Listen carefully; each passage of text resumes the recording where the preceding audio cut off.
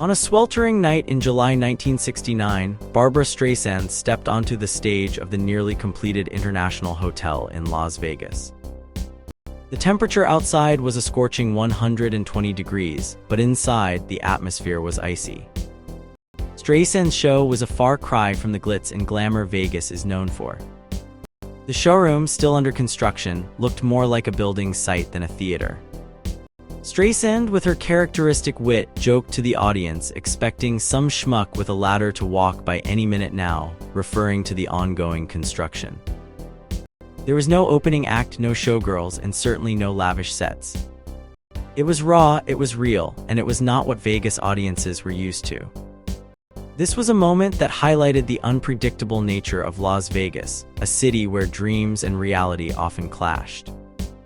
Just days later, on July 20th, 1969, history was made on a much grander scale. Neil Armstrong became the first human to set foot on the moon.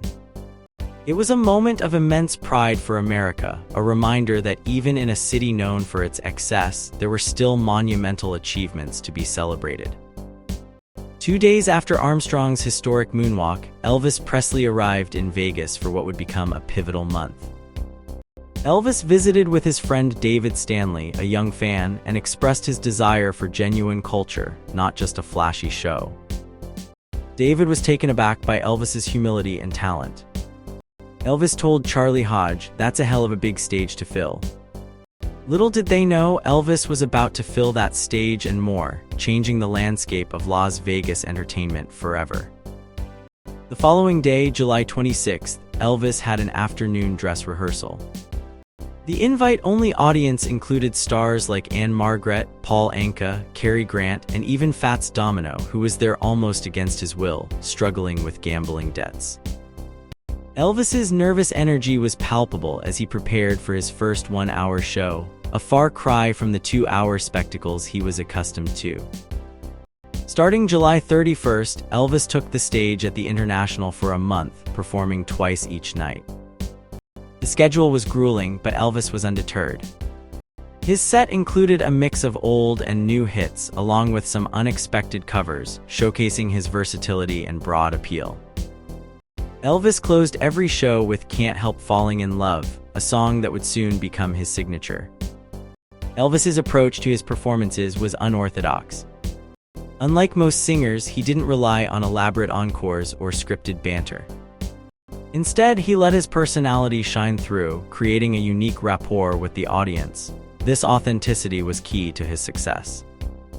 As Anthony Newley, a fellow performer, noted, "The secret is to be yourself. The closer you get to being who you are, the more successful you become." Elvis's natural charisma and ability to connect with the audience made his shows unforgettable. The man behind the stage antics was supported by an exceptional band.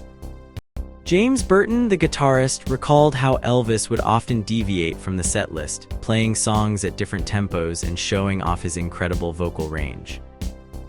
Jerry Scheff, the bassist, described how Elvis loved to play "stump the band," improvising and pushing his musicians to their limits. This dynamic created performances that were always fresh and exciting. Elvis's time in Vegas coincided with a period of personal turmoil. Just as he was settling into his new routine, Charles Manson and his followers committed heinous crimes in Hollywood, including the murder of Sharon Tate, a friend of Elvis's family. The threat of violence was real, and Elvis took immediate action. He flew his family to Las Vegas and increased security, even hiring a renowned private investigator to assess the situation. Despite the chaos outside, Elvis's shows in Vegas continued without a hitch. His ability to adapt and entertain, even in the face of danger, was a testament to his resilience and dedication. The TV special that aired later that year, featuring a lighter Christmas selection, further cemented his status as a cultural icon. Elvis's impact on Las Vegas was profound. He brought a new energy to the city, one that moved away from the over-the-top spectacles and toward a more personal, authentic form of entertainment. His month at the International Hotel was not just a series of performances. It was a turning point in the history of Vegas show business, proving that sometimes the most powerful shows are the ones that are true to themselves. Elvis Presley was more than just a singer. He was a master of entertaining his audiences. In the 1950s, he often kept his humor short because the crowd was so excited they would scream over him. But Elvis knew how to break through that noise. He'd start with a sweet, romantic song, only to suddenly shout, "You ain't nothing but a hound dog." This mix kept the crowd on their feet. Elvis watched other Vegas performers like Frank Sinatra, Sammy Davis Jr., and Dean Martin. These guys were pros at telling the same jokes over and over, but Elvis had a different approach. He spoke from the heart, sharing his thoughts on life and the world around him. It felt more genuine. For instance, he'd make jokes about getting older, his kids, or even his wife's birth control pills. These weren't just random lines, they showed his personality. When Elvis sang, his lyrics often reflected his funny and sometimes candid thoughts. He'd joke about his appearance, saying, "I keep streaking all the way," referencing his hair loss. Or he'd poke fun at himself, saying he was tamed compared to other singers. His humor made him relatable, and audiences loved it. Elvis also wasn't afraid to address serious topics with a light touch. In a song about being from the South, he humorously noted, "I didn't know what it meant, thought they were going to circumcise me."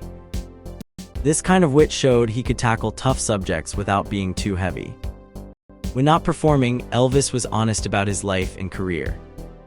He once said he was supposed to study to be an electrician but ended up wired the wrong way, a funny way of admitting he wasn't cut out for school. When asked about singing "It's Now or Never," he recalled how people thought Southern boys mumbled. He joked about the echo on early recordings, saying it made him sound funny. Even when discussing serious matters like his time in the Army, Elvis had a unique perspective. He mentioned that soldiers would call each other mother because they were lonely. It was a simple observation, but it showed his ability to find humor even in tough situations. Elvis's humor wasn't just for show, it was part of who he was. He once said he led a straight, clean life, yet he also admitted he didn't contribute to the idea of juvenile delinquency just because he was on stage and dancing. This honesty about his image made him more real to his fans.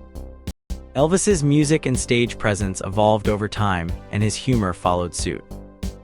In the early days, he was more reserved, partly because of the strict production values of shows like The Steve Allen Show.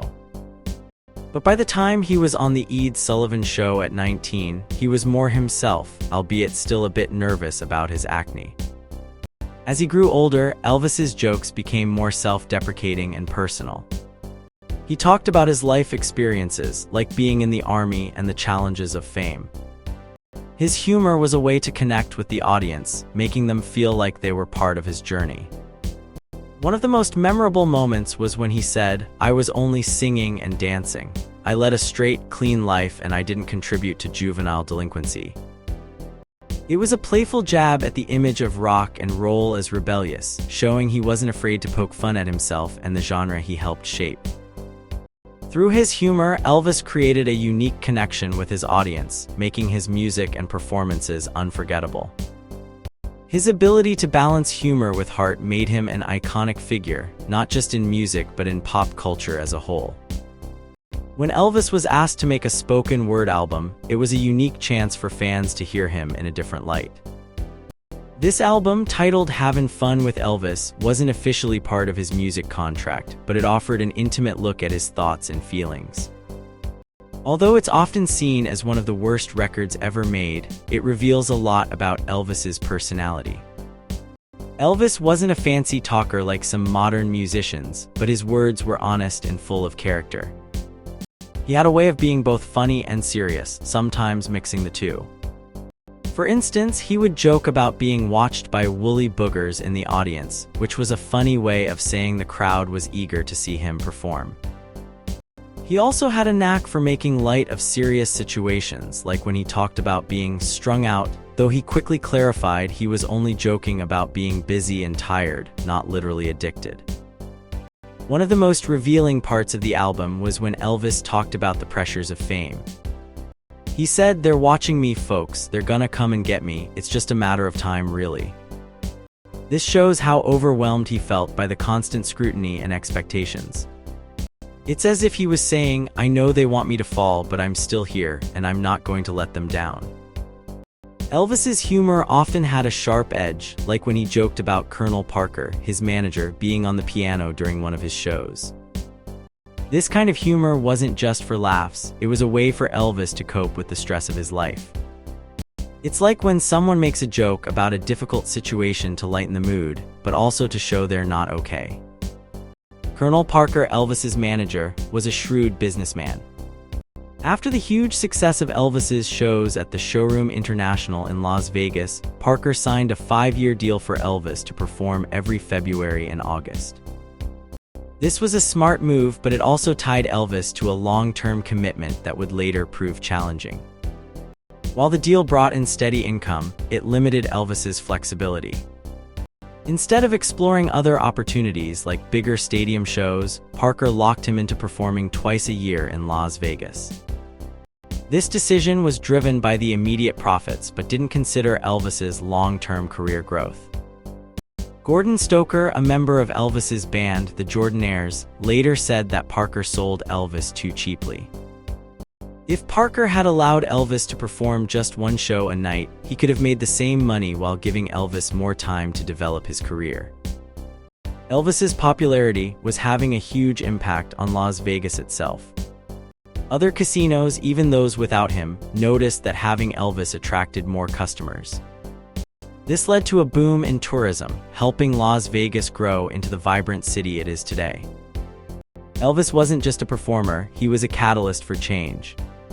Despite the success and the money, Elvis faced immense pressure. The constant need to perform 2 shows a night took a toll on him. To keep up, he relied on medication, both uppers to stay alert after the first show and downers to sleep afterward. This cycle was unsustainable and contributed to his declining health. Elvis understood the gravity of his situation. He once said, "I'm awful sweaty, lay it on me, kid," showing how exhausted he felt. He was aware that people were watching him closely, waiting for him to slip. This pressure was real, and it showed in his behavior and words. In interviews and performances, Elvis often expressed his frustration and the weight of expectations. He knew that if he couldn't keep up, it would reflect poorly on everyone around him, including his family and friends. His honesty, even when it was painful, showed his character. He wasn't just a performer, he was a man struggling to maintain his sanity in a whirlwind of fame. Elvis Presley's spoken word album, Havin' Fun with Elvis, is more than just a collection of recordings. It's a window into the mind of a man who was both a genius and a victim of his own success. Through his words, we see a person grappling with fame, pressure, and the desire to break free. While the album may not be a musical masterpiece, it captures the essence of Elvis's spirit, witty, sharp, and deeply human. As Las Vegas grew and Elvis's career took off, the city became a symbol of opportunity and excess. Elvis was at the center of it all, and his story is a reminder of the costs of fame. His struggles and honesty continue to resonate, making him an enduring figure in music and culture.